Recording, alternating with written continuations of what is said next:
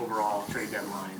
Can you kind of just take us through what's been going on in recent days? Yeah, days, weeks, a lot of calls, a lot of conversations. Ultimately, we only did one trade last week with McCall. A lot of calls. Obviously, there needs to be buyers, there need to be sellers. We made a lot of inquiries and just had a lot of discussions about a lot of different positions, but ultimately didn't get any other deals done, and that's where we are. But excited about these next 10 games. So last week, Dalvin and Carl both spoke to us. They didn't say they wanted to be traded, but they kind of said they're not happy with their roles and they would kind of accept the trade. Did you have talks with other teams about moving those two guys? Well, we had talks with a lot of teams. Ultimately, we did what we felt was best for the team, those guys are great teammates and great players, and I have a feeling we're gonna need those guys a lot down the stretch. So they're assets to this team, and we're glad they're here. With Aaron talking about playing that this year and obviously next year, how did that play into how you approached the deadline? Did that affect you at all, thinking about that he could be back later this year or next year? No, I wouldn't say that. I think at the deadline, you have some groups that you're inquiring about, and you have a plan, and you're trying to execute that plan. And obviously, it takes two to tango, so to speak, when it comes to getting deals done. But I wouldn't say that Aaron being here or not being here played a factor into our trade plans. Can you kind of take us through, the shock element of that you suffered here and fasting forward where you're at this point, how you've kind of weathered the storm, if you will? Yeah.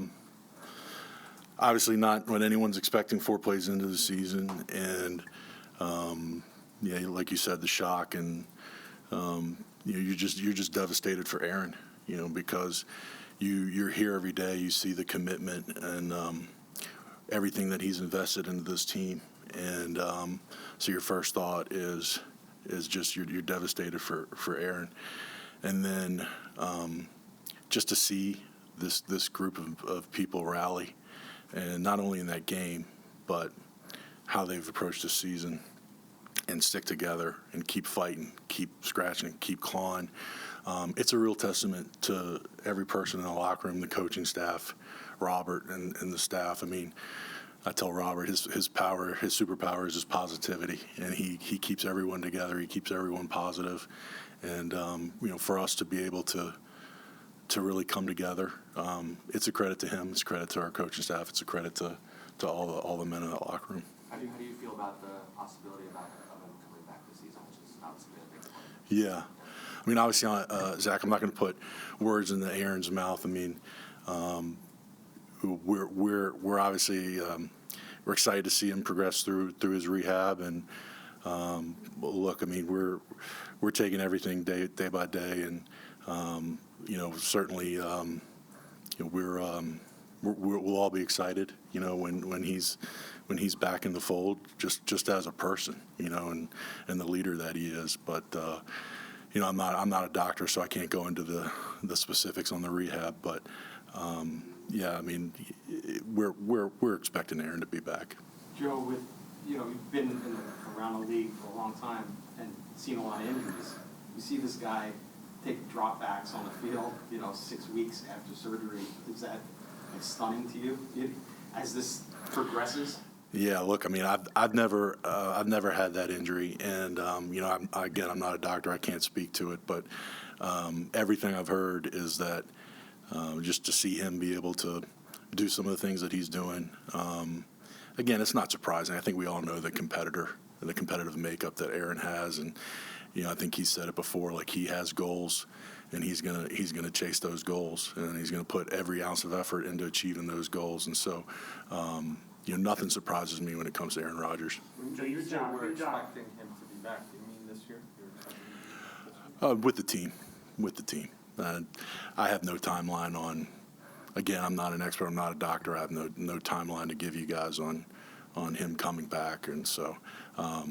but it's just good having him around. It's just when he's out there pregame, when he's around the team, it's just good having him in the building. So you're not saying you're expecting him to play this year?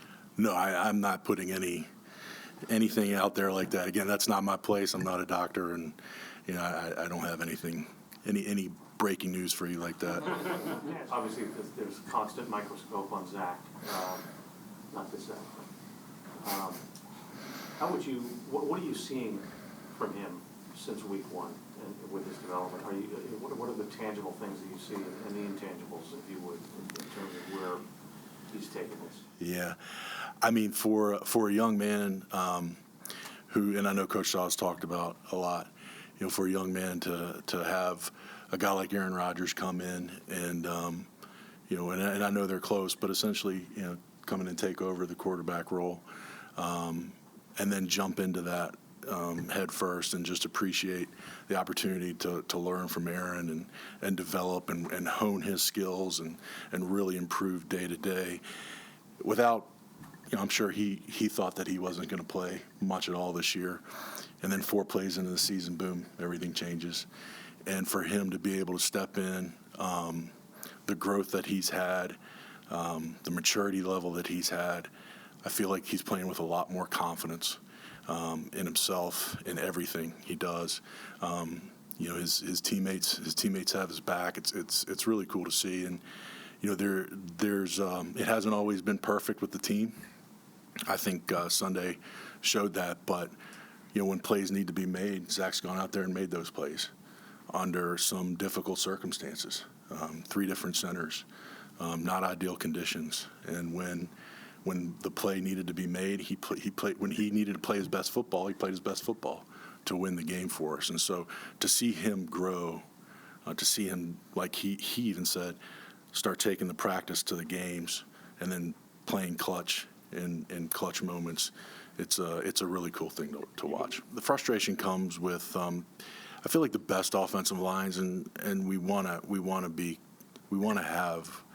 When people talk about the New York Jets, we want people to say they have the best offensive and defensive line in football. And so I think the frustrating thing comes in that oftentimes with the best offense and defensive lines, there's real continuity, and you have the same 5 guys playing for long periods of time. And we haven't been able to achieve that for a lot of different reasons. And that's something that that's probably the biggest source of frustration is keeping guys healthy, not only at offensive line but all across the board. But on the other side of the coin, I love where our O-line is at from a mentality standpoint and being able to weather any storm that's thrown at them. And again, that's a real credit to Keith and Ben and Billy and every person in that room, that no matter what happens, they're ready, they're prepared, and whether they have to play right tackle one snap or center the next snap, they're ready, and that's a real credit to the players and the coaching staff.